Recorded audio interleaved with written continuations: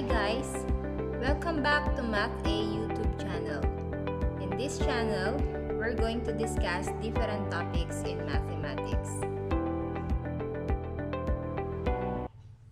Our topic for today is about factoring quadratic trinomials of the form ax squared plus bx plus c.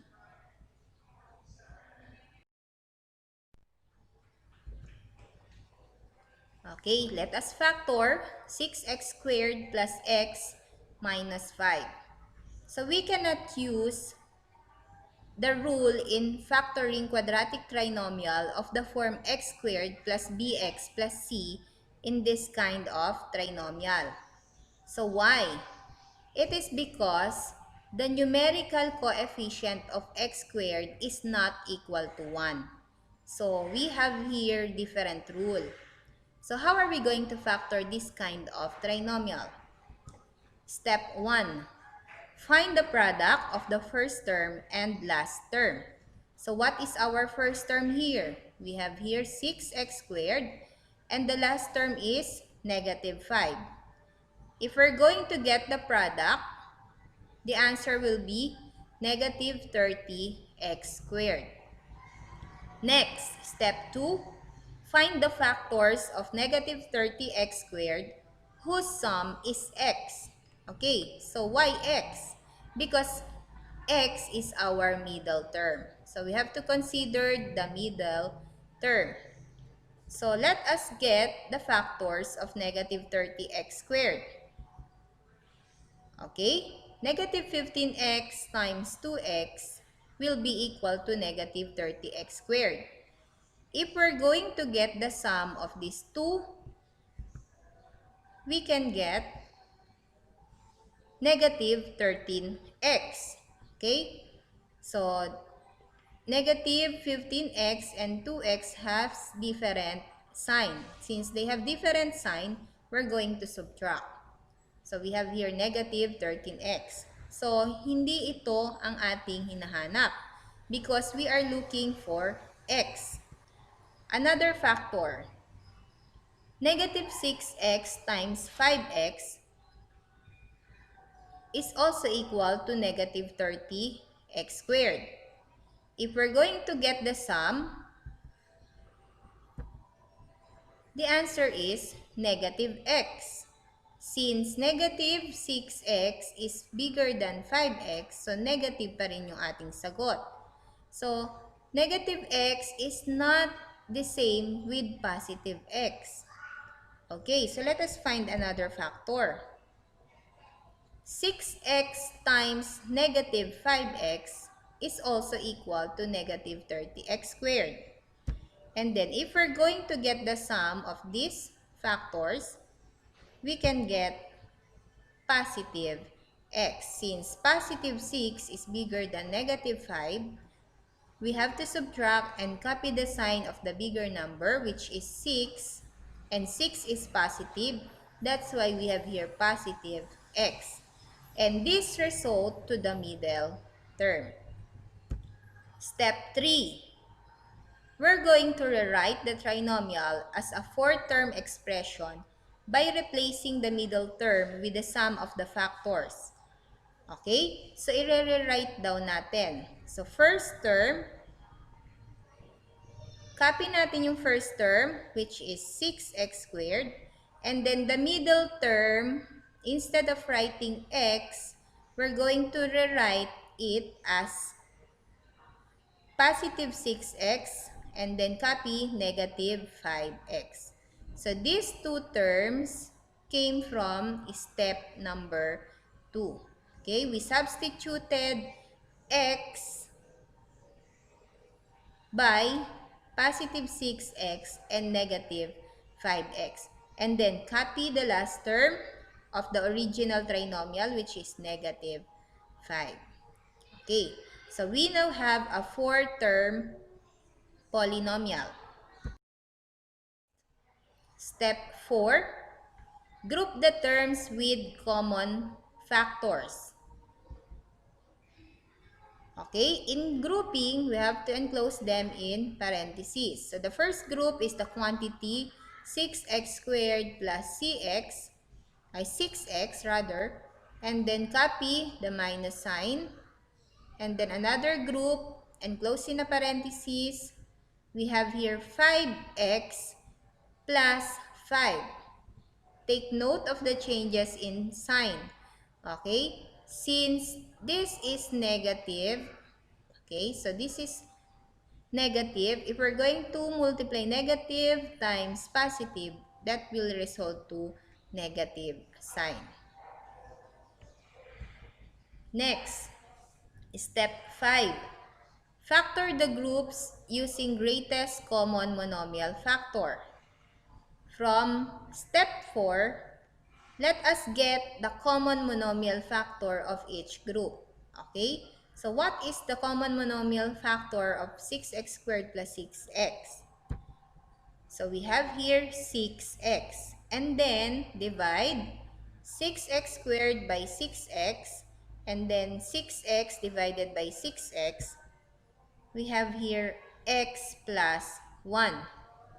And then copy minus sign. And then what is the common monomial factor of 5x plus 5? So we have 5. And then divide these terms by 5. We can have now x plus 1. Step 6. Factor out the common binomial factor and write the remaining factor as a sum or difference of the common monomial factors or yung ating binomial. So the common binomial factor is x plus 1 and then multiplied it by 6x minus 5. So saan ang galing? From the terms outside the parentheses. So 6x and then copy minus 5 and then this will be our final answer. So the given ulit kanina is 6x squared plus x minus 5. So if we're going to factor it out, the answer is x plus 1 times the quantity 6x minus 5. Or, pwede naman nating isulat as the quantity 6x minus 5 times the quantity x plus 1. Another example, 15a squared minus 26a plus 8. So let us follow the step-by-step procedure. Step 1. Find the product of the first term and last term. So our first term is 15a squared and our last term is positive 8. So the product of 15a squared and positive 8 is equal to 120a squared. Step 2. Find the factors of 120a squared whose sum is negative 26a.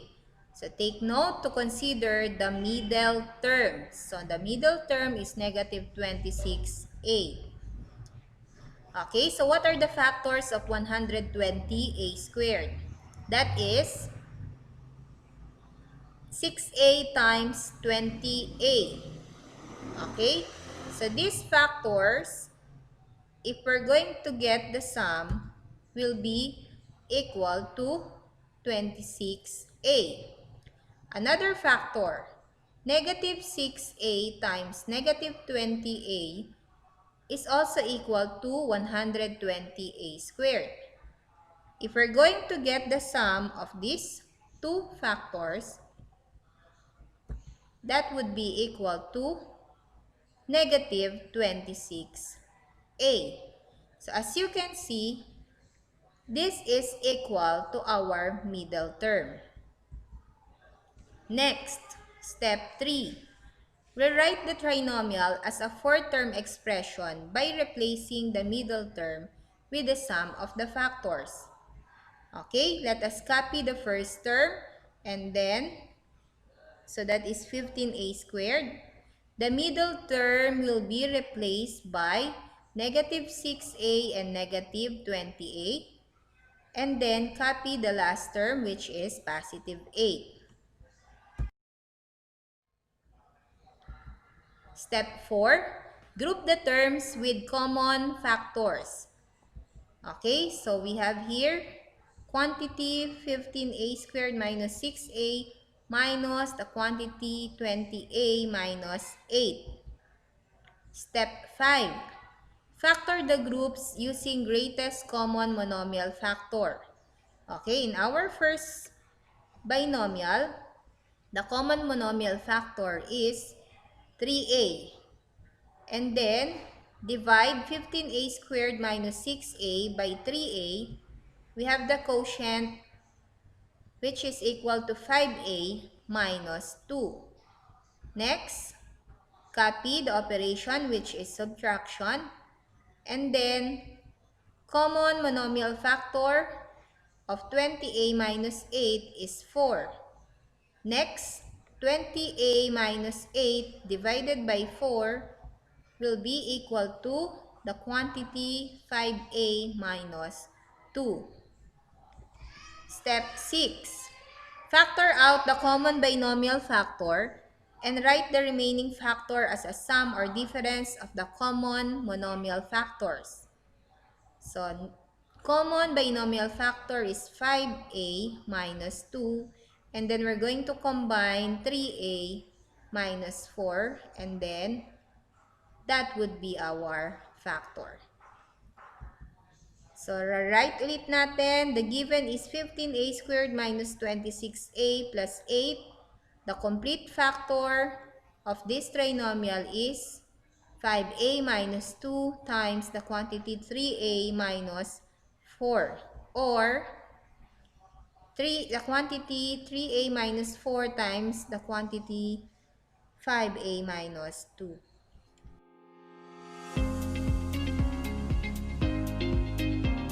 Okay, so that's all for today. Thank you for watching. I'm Teacher Grace and see you again next time.